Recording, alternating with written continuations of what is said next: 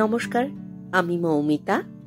আমার কবিতা পাঠ চ্যানেলে আমার সকল শ্রোতা বন্ধু এবং দর্শক বন্ধুকে আন্তরিক শুভকামনা জানিয়ে আজকের গল্প পাঠ শুরু করছি।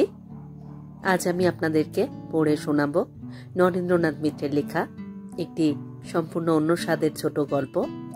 গল্পের নাম ফিরে দেখা। শুনতে থাকুন আজকের গল্প ফিরে দেখা।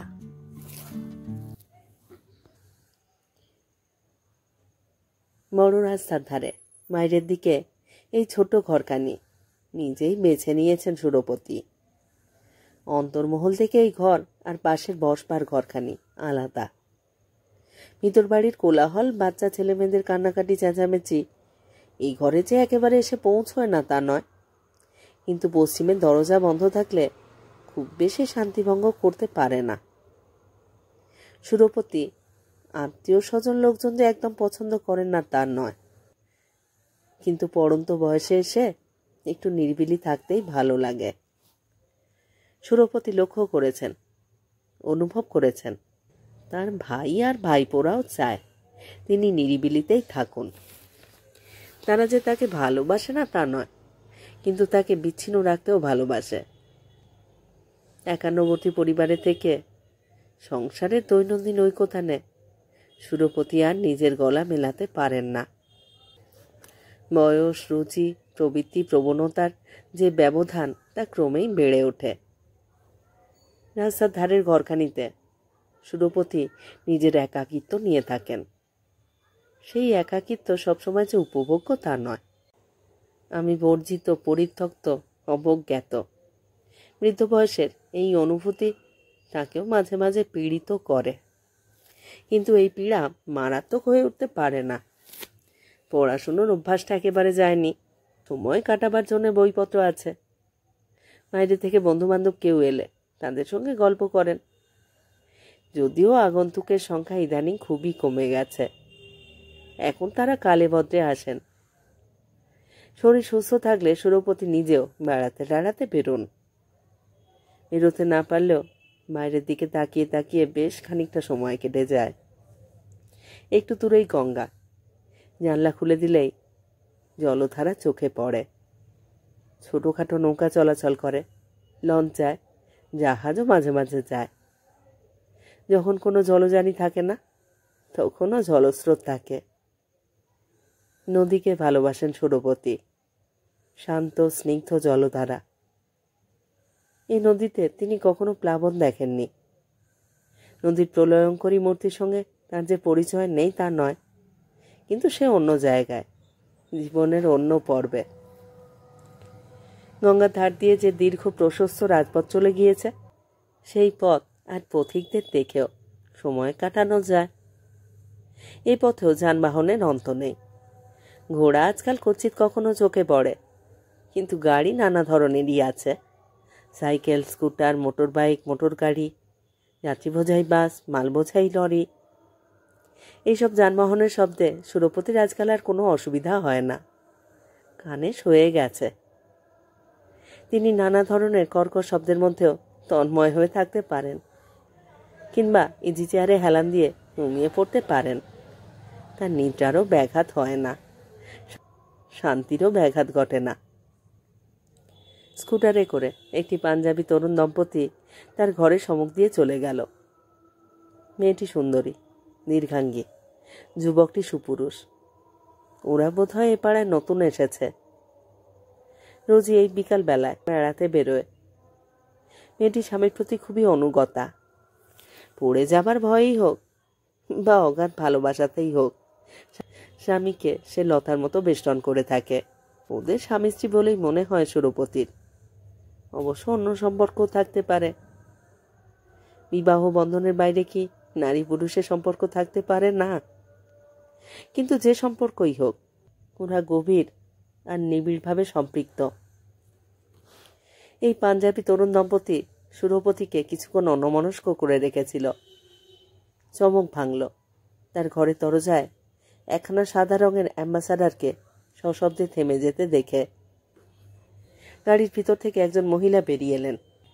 তারপর এগিয়ে এসে সরাসরি সুরপতিকে জিজ্ঞাসা করলেন, এখানে কি সুরপতিবাবু থাকেন? সুরপতি জি চেয়ার থেকে উঠে দাঁড়ালেন, নূরের দিকে এগিয়ে গিয়ে বললেন, আমার নামই সুরপতি দত্ত। আপনি? আপনাকে তো ঠিক চিনতে।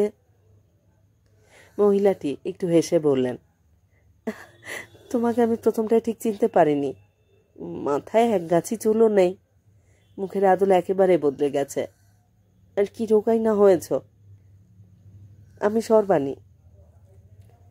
সর্বাণী? হ্যাঁ, আমি সেই সর্বনাশিনী। সুরপতি ধীরে ধীরে বললেন, তুমি তত বদলাওনি, শুধু চুলে সামান্য পাক ধরেছে, কিন্তু আমি বিশ্বাস করতে পারছি না। সর্বাণী বললেন, আমিও কি বিশ্বাস করতে পারছি। তারপর ড্রাইভারের দিকে তাকিয়ে বললেন, রাজেন, তুমি বরং গাড়িটা ওই বটতলায় পার্ক করে রাখো, ওইখানে জায়গা আছে, যাওয়ার সময় তোমাকে ডেকে নিয়ে যাব।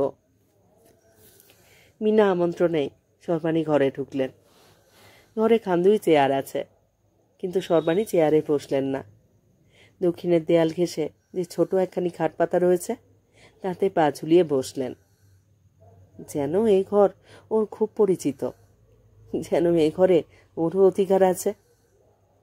মেয়েরা কত অভিনয় যে করতে পারে। সুরপতি লক্ষ্য করলেন, সর্বাণী খুঁটে খুঁটে ঘরের আসবাবপত্রগুলি দেখছেন। আসবাবের মধ্যে এই ঘরে আর কি বা আছে?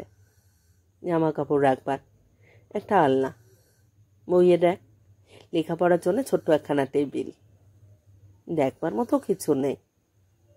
কিন্তু অন্য কিছু করবার মতো কিছু খুঁজে পাচ্ছেন না বলেই কি সর্বাণী সুরপতির ঘরের জিনিসপত্র দেখবার দিকে মন দিয়েছেন। সুরপতিও সর্বাণীকে দেখতে লাগলেন। মাথার চুলের সামনের দিকে একটু ফাঁক ধরলেও দেহের আর কোথাও যেন তেমন একটা বয়সের চিহ্ন পড়েনি। গায়ের উজ্জ্বল গৌরবর্ণ তেমনই আছে, একটু পুষ্টাঙ্গী হলো, বয়সের তুলনায় তার বেমানান নয়। যৌবন চলে গেলে স্ত্রী সৌন্দর্য বাড়ে না, কিন্তু সর্বাণীর চেহারায় চালচলনে অভিজাত ঘরের গৃহিণীর পরিচয় আছে, অথচ বেশবাসে কোনো আড়ম্বর নেই। সর্বাণীর পরনে লাল পেড়ে সাদা কোলের শাড়ি, নিরাভরণা নয়, হাতে গলায় কানে সামান্য আভরণ আছে। তার চেয়েও বেশি করে চোখে পড়ল সিঁথির উজ্জ্বল সিঁদুরের রেখা।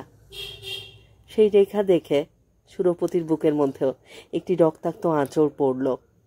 শতভা রমণীর এই সিঁদুর শোভা সুরপতির জন্য নয়, এই কল্যাণ চিহ্ন অন্য পতির জন্যে, অন্য পুরুষের দীর্ঘায়ু কামনায়। দেয়ালের আলনা থেকে চোখ ফিরিয়ে আনলেন সর্বাণী। তারপর সুরপতির দিকে চেয়ে বললেন, কি দেখছ? সুরপতি এই কথার কোনো জবাব দিলেন না, বরং আর একটি কথা জিজ্ঞাসা করলেন, তুমি তুমি আমার ঠিকানা কোথায় পেলে? সর্বাণী একটু ইতস্তত করে বললেন, শিবুদার কাছে। তিনি তো তোমার এখানে আসেন মাঝে মাঝে। সুরপতি বললেন, মাঝে মাঝে নয়, বছরে 2-1 বার আসে। আর পেনশনের টাকা আনবার সময় যখন কলকাতায় যাই, তখনও কোনোবার দেখা হয়ে যায়। শিবুই বুঝি তোমাকে আমার কথা বলেছে? তোমার সঙ্গে যোগাযোগ আছে বুঝি?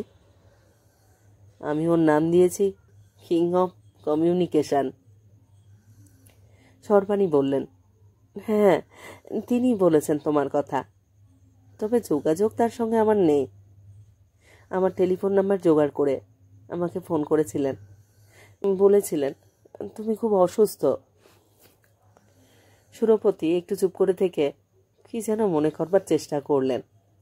তারপর মৃদু হেসে বললেন, হ্যাঁ, সে যেদিন এসেছিল তার 2 দিন আগে থেকে আমি শয্যাশায়ী ছিলাম।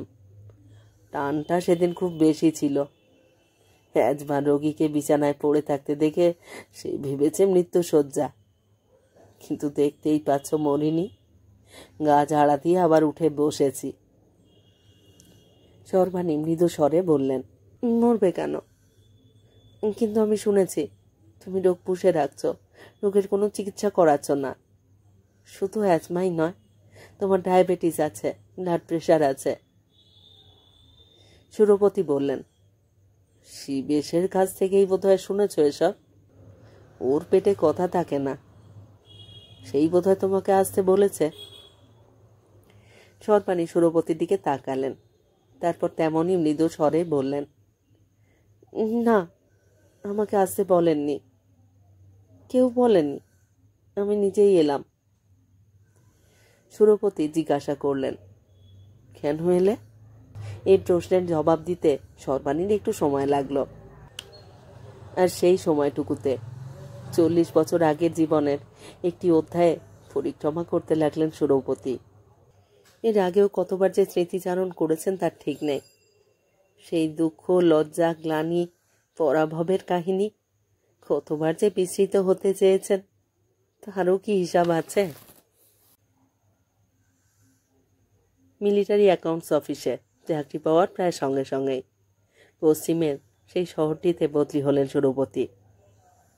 মাত্র কয়েক মাস আগেই বিয়ে করেছেন। অপূর্ব সুন্দরী স্ত্রী, একই পাড়ার মেয়ে।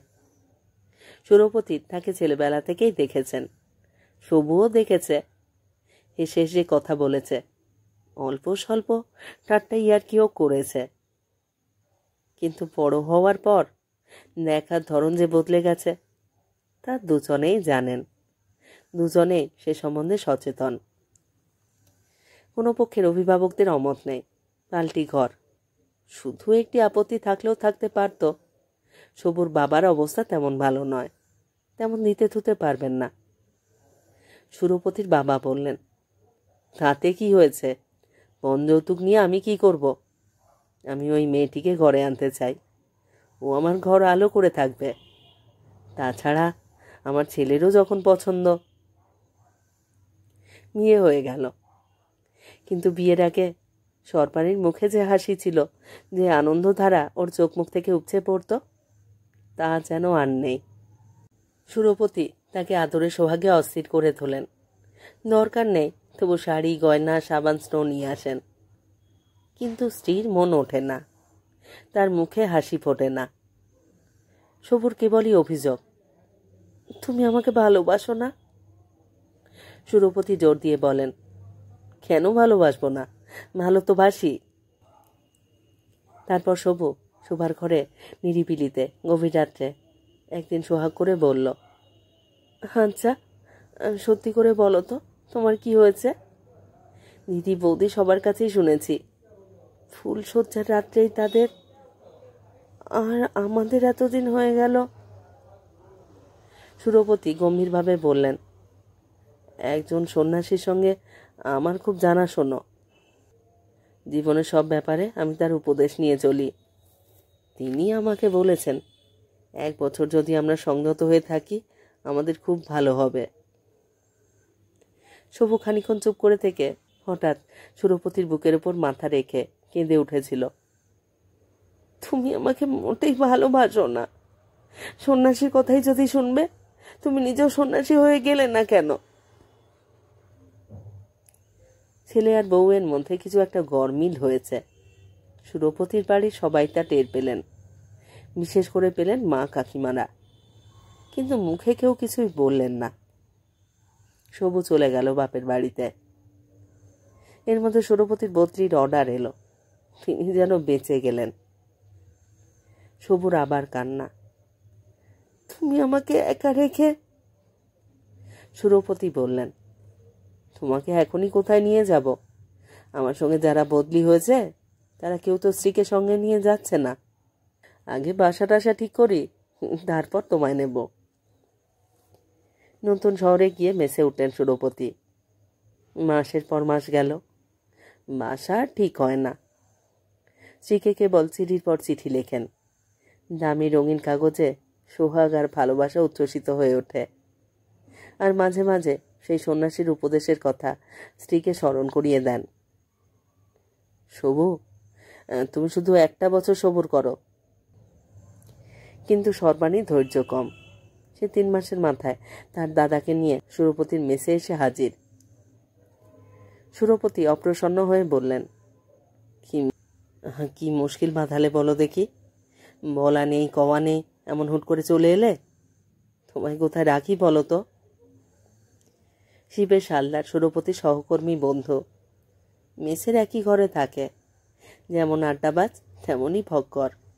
সে সুরপতির মাথার তালুতে হাত রেখে বলল, কেন এইখানে রাখবে? শিবেশ করিতকর্মা ছেলে, পরদিনই বাসা খুঁজে বের করলো। বড় বড় দুখানা ঘর, রান্নাঘর, বাথরুম, প্রশস্ত উঠোন, একধারে বাঁধানো পাতকুয়ো, ছাদ আছে।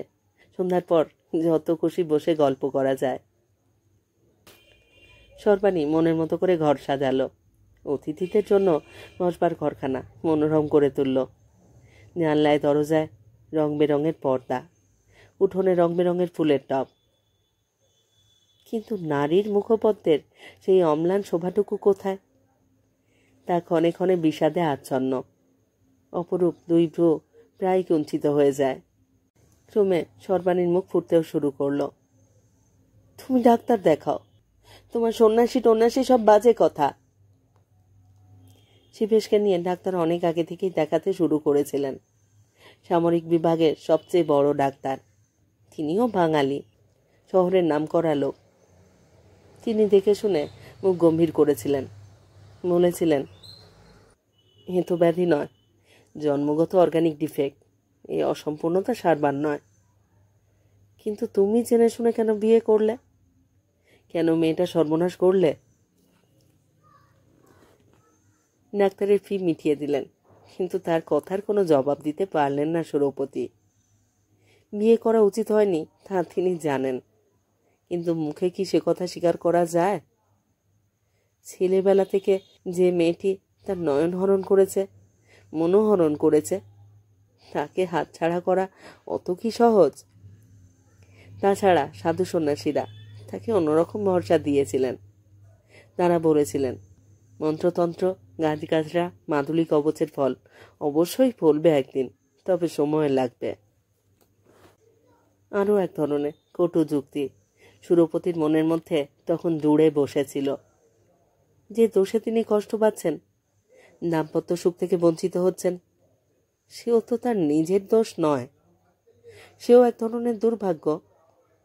দুর্ভাগ্য শুধু কি একা তাকেই দগ্ধ করবে? আরও একজনকে করুক। এ যেন ভাগ্যের উপর এক হাত নেওয়া, খোদার উপর খোদকারি। মাসা করবার পর থেকেই সর্বাণীর দ্বিচারিতা লক্ষ্য করলেন সুরপতি। সে অতিথিদের সামনে, বন্ধুদের সামনে, প্রতিবেশীদের সামনে একরকম, সুরপতির কাছে সম্পূর্ণ অন্যরকম। বাইরে হাসি খুশি, আনন্দ উল্লাস ছাড়া আর কিছুই যেন জানে না। তার হাতের রান্না, মধুর মুখের কথা, মধুর গতিভঙ্গিতে মধুর নিংড়ে পড়ে। কিন্তু সুরপতির সঙ্গে একান্তে যখন তার দেখা হয়, তখন সে বিষকন্যা। তার দৃষ্টিতে ক্রূরতা, কণ্ঠে বিষ, আচারে আচরণে কোথাও যেন মমতা নেই। যে ছিল মোহিনী, সে হলো নাগিনী। তার বিষের জ্বালায় ছটফট করতে থাকেন সুরপতি। বন্ধু শিবেশই একমাত্র ওঝা। সে আড়ালে আবডালে সর্বাণীকেও বোঝায়, সুরপতিকেও বোঝায়। কিন্তু হতাশায় তাকেও মাঝে মাঝে অবসন্ন দেখা যায়। তার মুখেও নৈরাশ্যের বাণী ফোটে। ভাই, তোমার অশান্তি তো দূর করা শিবেরও অসাধ্য। এই সমস্যার কি যে সমাধান আমি তো ভেবে পাই না। তারপর সমাধান একেবারে নিজের পায়ে হেঁটে সুরপতির বাড়িতে এসে ঢুকল। প্রথমে বাইরের ঘরে, তারপর ভিতরের ঘরে। তার নাম নীরদ মুখার্জি। বয়সে সুরপতির চেয়ে বেশ ছোট, চাকরিতেও জুনিয়র। কিন্তু যেমন রূপ তেমনই স্বাস্থ্য, তেমনই বলতে কইতে ওস্তাদ। দুদিনেই সে শহরের বাঙালি পাড়া জয় করে বসল। সর্বাণী যেন ওর জন্যই অপেক্ষা করছিল। শিবেশ আর সুরপতি হাজার বিধিনিষেধ আরোপ করেও কিছু করতে পারলেন না। ছিচাকরের পাহারা বসিয়েও ব্যর্থ হলেন। তারা হাঁটেন ডালে ডালে, ওরা হাঁটে পাতায় পাতায়। সর্বাণীর গোপন অভিসারের নিত্য নতুন কলা কৌশল দেখে সুরপতি শিরায় শিরায় বৃশ্চিক হেঁটে বেড়ায়। তারপর যা গোপন ছিল তা প্রকাশ্যে শুরু হলো। সর্বাণীর ভাব দেখে মনে হলো সে আর কোনো আড়াল আবডাল রাখতে চায় না। কি আড়াল আবডাল রাখবার মতো ধৈর্য তার নেই। সুরপতির সামনে সে নীরদকে আদর সোহাগ করে, অন্তত করতে উদ্যত হয়। সুরপতিকে দেখলে ধমক দিয়ে বলে, তুমি এখানে দাঁড়িয়ে দাঁড়িয়ে কি করছো? যাও না, বাইরে যাও না। নীরদ ওই কথাটারই একটি মধুর সংস্করণ উপহার দেয়। যান না সুরপতিদা, শিবেশদার সঙ্গে একটু বেরিয়ে আসুন। আপনি তো বেড়াতে টেড়াতে ভালোবাসেন। সুরপতি মনে মনে গজরাতে থাকেন। ক্রমে নীরদের আসন সুরপতির বাসায় আরও পাকাপোক্ত হলো। সুরপতি যেন বাইরের লোক, নীরদই আসল গৃহপতি। তার আদর যত্নের অন্ত নেই। সর্বাণী পাড়ে তো আঁচল দিয়ে তার পা মুছে দেয়, পায়ের কাঁটা তুলে দেয় দাঁত দিয়ে। সুরপতি প্রতিবাদ করলে সর্বাণী তাকে প্রচণ্ড ধমকে থামিয়ে দেয়। তুমি চুপ করো, তোমার কীর্তিকলাপের কথা আর বলো না।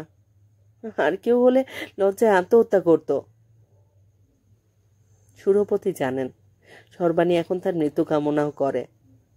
তিনিও ওদের দুজনের মৃত্যু চান, কিন্তু কেউ কাউকে মারতে পারে না।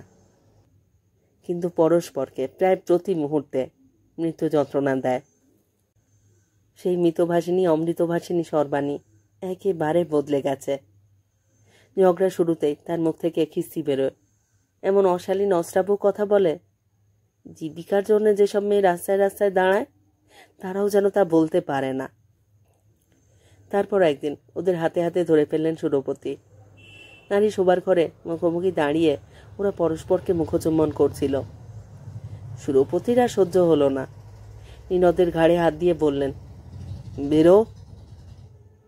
নীরদ প্রথমে একটু অপ্রতিভ হলো, তারপর সুরপতির হাত ছাড়িয়ে নিয়ে ঘাড় ফুলিয়ে বিদ্রুপ বিকৃত মুখে বলল, আমার গায়ে হাত তুললে এর ফল ভালো হবে না কিন্তু। মিথ্যে পৌরুষের বড়াই করতে এসো না। তুমি যে কত বড় পুরুষ তা সবাই জানে। আমি নিশ্চয়ই যাব, তবে গেলে একা যাব না। নীরদ বর্ণে বর্ণে কথা রাখল। পরদিন সুরপতি অফিসে গিয়ে নীরদকে দেখতে পেলেন না। বাড়িতে ফিরে এসে দেখলেন ঘর খালি। সর্বাণী খালি হাতে যায়নি। সোনা গয়না নগদ টাকা যা কিছু ছিল সব নিয়ে গেছে। পরে সুরপতি জেনেছিলেন ব্যাংকে সব টাকাও তুলে নিয়েছে সর্বাণী। স্ত্রীর নামে সাত করে একটি অ্যাকাউন্ট খুলে দিয়েছিলেন সুরপতি। সেই অ্যাকাউন্ট সর্বাণী ক্লোজ করে দিয়ে গেছে। বন্ধুর কাছে গভীর আক্ষেপে নালিশ জানালেন সুরপতি। কি হিন মিন মাইন্ডেড ওরা! দেখো দেখো, আমার টাকাগুলি পর্যন্ত নিয়ে গেল। ওদের বিবেকে বাঁধলো না। শিবের শেষে বলল, আহা, বিয়ে করবে, পণ যৌতুক নেবে না। তারপর বন্ধুকে আরও কাছে টেনে নিয়ে সান্ত্বনা দিল, যা সবচেয়ে দামি তাই যখন রইল না, তুচ্ছ টাকা করি সোনা দানার জন্যে আর শোক করো না ভাই। সুরপতি ভেবেছিলেন মামলা করবেন, কিন্তু বন্ধুরা নিষেধ করলেন। মামলায় তুমি জিততে পারবে না।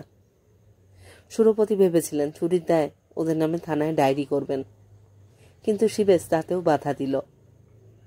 কিছুদিন বাদে খবর এলো সিমলায় গিয়ে ওরা সিভিল ম্যারেজ করেছে। এই অপরাধে নীরদের চাকরি গেল না, বরং চাকরিতে সে উত্তরোত্তর উন্নতি করল। সুরপতিও চাকরি ছাড়লেন না, তবে বদলির জন্য আবেদন করলেন। সে আবেদন মঞ্জুর হলো। কলকাতায় গেলেন না, দিল্লি সিমলাতেও নয়। অজ্ঞাত অখ্যাত কোনো ছোট স্টেশন তিনি চেয়েছিলেন, যেখানে আত্মীয় নেই, বন্ধু নেই, যেখানে কোনো চেনা মুখ চোখেই পড়বে না।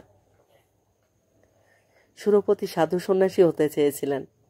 কিছুদিন ঘুরেও ছিলেন তাদের পিছনে পিছনে, রোগ মুক্তির জন্য নয়, বাসনা মুক্তির আশায়। কিন্তু পুরোপুরি তাদের পথে যেতে পারেননি। একবার মুখ ফিরিয়ে উল্টো পথ নেওয়ারও স্বাদ হয়েছিল তার। ভেবেছিলেন দুর্বৃত্ত হবেন, দুরাচারী হবেন, শত্রুতা করবেন সমাজ সংসারের সঙ্গে। দেখলেন তাও তার ধাতে নেই। দৈহিক অসম্পূর্ণতার পূরণ হয়নি। জীবনের অন্য কোনো ক্ষেত্রে পৌরুষের পরিচয়ই বা দেওয়া হলো কই। অতি জীবনে 40 বছর ঘুরে আসতে 40 সেকেন্ডের চেয়ে বেশি সময় লাগলো না সুরপতির। মনোজানের চেয়ে কোন বিমান বেশি দ্রুতগামী? তিনি সর্বাণীর দিকে তাকিয়ে আগের প্রশ্নটি আবার তুলে ধরলেন, কেন এলে? সর্বাণী বললেন, দেখতে এলাম। সুরপতি কোনো জবাব দিলেন না। সর্বাণী বললেন, আমি আমি শিবুদার কাছে সব শুনেছি। টাকা তো তুমি কম রোজগার করনি, কিন্তু হাতে কিছুই রাখনি। ভাইপোদের পড়িয়েছ, ভাইজিদের বিয়ে দিয়েছ, দুস্থ আত্মীয় স্বজনের জন্য সব বিলিয়ে দিয়েছ। সুরপতি মৃদু হেসে বললেন, সে তো সবাই করে। সর্বাণী বললেন, সবাই করে না, সব দিয়ে থুয়ে হাত খালি করে বসে আছো। যাদের জন্য তারা তো তোমার দিকে কেউ আর তাকাচ্ছে না। সামান্য গুণগান, সামান্য সহানুভূতি, তবু সুরপতির মনে হলো এ যেন প্রেমগুঞ্জনের চেয়েও মধুর। সুরপতি মৃদু স্বরে বললেন, ওসব থাক, তোমার কথা শুনি। কি শুনতে চাও বলো? সুরপতি বললেন, তুমি সুখী হয়েছ? এই প্রশ্ন যেন অসঙ্গত, তাই সুখের উপকরণগুলির কথা তিনি নিজেই বলে যেতে লাগলেন। আমি জানি তোমরা কলকাতায় বাড়ি করেছ, গাড়ি করেছ, চাকরি ছেড়ে দিয়ে নীরদ ব্যবসা বাণিজ্যে নেমেছে। তার গৃহলক্ষ্মী বাণিজ্যেও লক্ষ্মী। তুমি সুখী হয়েছ সর্বাণী। সর্বাণী একটু চুপ করে রইলেন। তারপর মুখ নিচু করে মৃদু স্বরে বললেন, সেই কথা কি কেউ নিশ্চিত করে বলতে পারে? জীবনে পুরো সুখ কি কারো হয়? সুরপতি বললেন, শিবু আমাকে অনেক কথাই বলেছে, কিন্তু একটি কথা বলেনি। আমি তাকে জিজ্ঞেস করতেও পারিনি, কেমন যেন মুখে আটকে গেছে। আর যদি তোমার কাছে কথাটা জানতে চাই, কিছু মনে করবে না তো? সর্বাণী মুখ তুলে বললেন, মনে করবার কি আছে, বলো না। সুরপতি তবু একটু দ্বিধান্বিত হয়ে বললেন, মানে তোমাদের ছেলে মেয়ে কটি? সর্বাণীর মুখখানা আরক্ত হয়ে উঠল। বললেন, একটিও না। কথাটা শুনে একটু যেন উল্লাস বোধ করলেন সুরপতি। তিনি ওকে দৈহিক সুখ দিতে পারেননি, নিরোধ ওকে সন্তান সুখ দিতে পারেনি। পরক্ষণে নিজের দুর্বলতায় নিজেই লজ্জিত হলেন সুরপতি। একটু সহানুভূতি সুরে বললেন, হলে ভালো হতো, এতদিনে নাতি নাতনিতে ঘর ভরে যেত। সর্বাণীও চুপ করে রইলেন। সুরপতি ভাবলেন, নিঃসন্তান হওয়ার দুঃখই কি ওর একমাত্র দুঃখ? কিন্তু আর কিছু জিজ্ঞাসা করতে সাহস হলো না। মাঝে আর কোনো অপরাধ করে বসেন, মাঝে আর কোনো দুঃখের কথা শুনে নিজের মনে সুখবোধ হয়। মনের অগোচরে তো পাপ নেই। সর্বাণী ততক্ষণে লাল রঙের বেশ একটু বড় আকারের ভ্যানিটি ব্যাগ থেকে একখানি চেক বই আর কালো রঙের ফাউন্টেন পেন বের করলেন। তারপর সুরপতির দিকে তাকিয়ে মৃদু হেসে বললেন, তুমি আমার সব কথা শুনলে, এবার আমার একটি অনুরোধ তোমাকে রাখতে হবে। বলো, কি অনুরোধ? সর্বাণী বললেন, সেদিন আমি তোমার ঘরে সব কিছু নিয়ে পালিয়ে গিয়েছিলাম, নিঃস্ব করে রেখে গিয়েছিলাম। আর সব ফিরিয়ে দিতে পারি এমন সাধ্য আমার নেই, কিন্তু তুমি কিছু অন্তত নাও। সুরপতি বললেন, না সর্বাণী। না কেন? তোমার চিকিৎসার দরকার, ওষুধপত্রের দরকার, এই টাকা তো তোমারই। চেকে সুরপতির নাম লিখতে উদ্যত হলেন সর্বাণী, কিন্তু সুরপতি বাধা দিয়ে বললেন, না। তারপর হাত বাড়িয়ে এই প্রথম তিনি পরশ্রীর কোমল সুন্দর হাতখানি নিজের মুঠির মধ্যে নিয়ে আবারও বললেন, না, তুমি যে দিতে চেয়েছ এই তো যথেষ্ট। তুমি যে এসেছ এই যথেষ্ট। জীবনে যে আর একবার দেখা হলো এই যথেষ্ট। আর আমার কিছুতে দরকার নেই সর্বাণী। ছলছল চোখে আর এক জোড়া ছলছল চোখ দেখতে পেলেন সুরপতি। সেই প্রথম শুভ দৃষ্টির পর জীবনে শুভ বলতে আর কিছুই ছিল না। দুজনের মাঝখানে ছলনা বঞ্চনার পাহাড় জমে উঠেছিল। আজ আবার দ্বিতীয়বার দৃষ্টি বিনিময় হলো। এখন কারুর কাছে কিছু প্রত্যাশা করবারও নেই, প্রবঞ্চিত হবারও ভয় নেই। সুরপতি ভাবলেন, এই যথার্থ শুভদৃষ্টি। না ডাকতেই রাজেন গাড়ি ঘুরিয়ে নিয়ে এসেছে। গাড়ির ভিতর থেকে এসে বলল, রাত হয়ে যাচ্ছে যে মা। সর্বাণী সাড়া দিয়ে বললেন, হ্যাঁ চলো যাই। সুরপতির দিকে চেয়ে বললেন, তাহলে চলি। সুরপতি দোরের সামনে এসে দাঁড়ালেন। পথের বাঁকে যতক্ষণ না গাড়িখানা মিলিয়ে গেল তিনি তাকিয়েই রইলেন। যতক্ষণ না গাড়ির শব্দ মিলিয়ে গেল কান পেতে রইলেন। বাড়ির চাকর যোগরাজ এসে ঘরের আলো জ্বেলে দিল। একটু অনুযোগের সুরে বলল, কর্তাবাবু কিছু খেলেন না? বৌদিরা সব সিনেমায় গেছেন, ফিরে এসে শুনতে পেলে রাগ করবেন। যোগরাজকে তিনি আরো দু একবার ঘরের সামনে দেখেছেন, কিন্তু সেও ঢুকতে সাহস পায়নি। আলাপে ব্যাঘাত হবার ভয় তিনিও তাকে ডাকেননি। আশ্চর্য, সর্বাণীকে এক কাপ চা খেতে বলবার কথাও মনে পড়েনি তার। একবার ভাবলেন ওকে একটু তিরস্কার করবেন। তুই তো বলতে পারতি, বাড়িতে কেউ এলে একটু আদর যত্ন করতে হয়। কিন্তু বলতে কিও থেমে গেলেন সুরপতি। যোগরাজ যদি বলে, কই বাবু কেউ তো আসেনি, আপনি বোধহয় স্বপ্ন দেখছিলেন। আপনি ঘুমিয়ে স্বপ্ন দেখেন, দিনের বেলা জেগেও স্বপ্ন দেখেন, তেমনই কিছু একটা দেখেছেন। যদি বলে, ওকে কিছু না বলাই ভালো। সত্যি নিজের ভিজে চোখ ছাড়া সে